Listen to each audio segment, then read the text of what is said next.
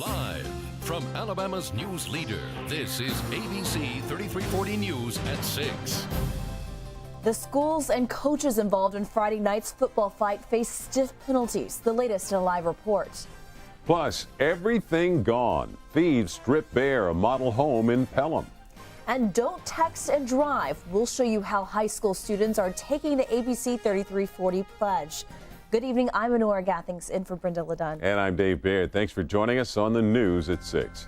We begin with this developing story. Walker and Coleman High Schools received stiff sanctions this afternoon from the Alabama High School Athletic Association.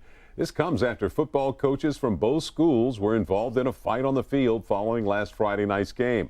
Walker head coach John Holliday and Coleman assistant coach Matt Hopper have been suspended for the remainder of the season. Now, Walker is also on restricted probation, which means that the team will not be allowed to compete in postseason playoffs. Coleman is on non-restricted probation for 1 year. Both schools were fined $1,500. Well, news about the sanctions quickly reached people in Walker and Coleman County. In fact, people are gathering right now at Walker High to discuss the penalties. ABC 3340's Corey McGinnis is live in Jasper. And Corey, both school districts released statements just moments after the decision was made.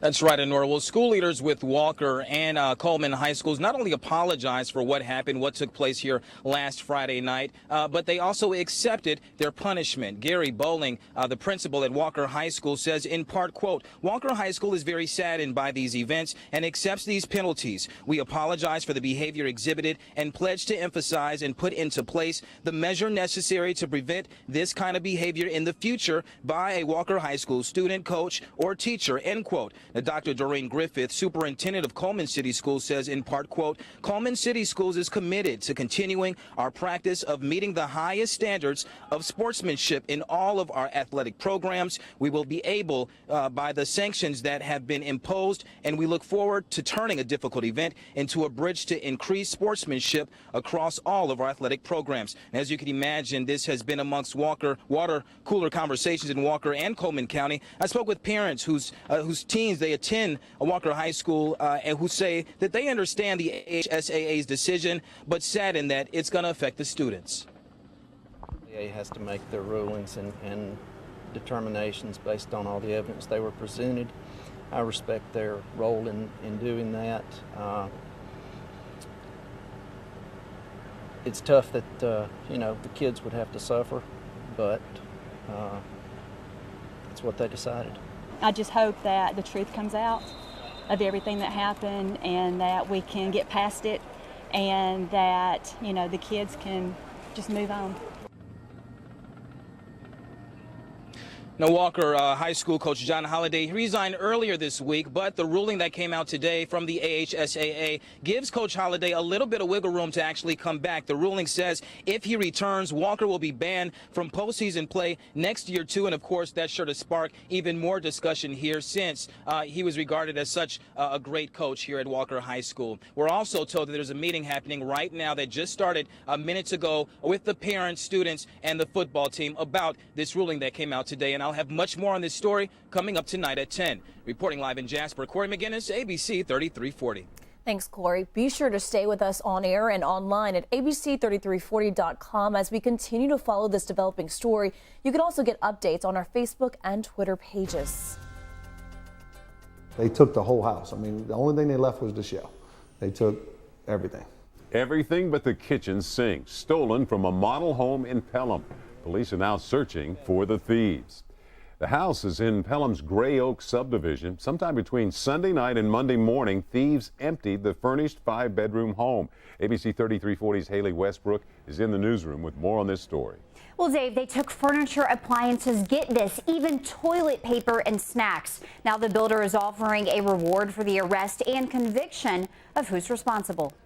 The only thing you would need to bring into it is your clothes. I mean, we literally had it stocked with dishes, furnishings, 5 bedrooms of furnishings, office, everything you need to live in the house was in this house. But this week, they dropped some people off and they kind of took the whole house. Everything changed. When I mean the whole house, they took the entire house. That's right, they stripped it bare. They took the TV, oven. Took 54 trash bags. The only thing I can think of is that they used that to put everything in. Furniture in every room. Silverware, pots, pans. And more. I couldn't believe it. I mean, it's like, how within that amount of time can you pack up an entire house of furnishings and take it with you and not get caught? Builder Jack Donovan says the total taken adds up to around $60,000. My wife, we would give our shirt off our back just about anybody. So all you gotta do is call me and ask me for something, you know, when I do it. And to come in and do something like this to me or to Donovan Builders is I guess that hurt more than anything. Police are following up on leads, but so far, no arrests. Right now, Donovan Builders is offering a $10,000 cash reward for any information leading to an arrest and conviction to any parties that were involved in this. And I mean, if that doesn't do it, I don't know what does, because you're not going to get away from stealing from us. And if you have any information, contact Pelham Police or Crime Stoppers at 205-254-7777. In the newsroom, Haley Westbrook, ABC 3340. Haley, thanks. Birmingham police have made an arrest in an illegal gambling bust. The suspect's identity has not yet been released. This afternoon, police removed 5 illegal gambling machines from R&S Supermarket on 6th Avenue South. They say someone had just used one of them but managed to slip away.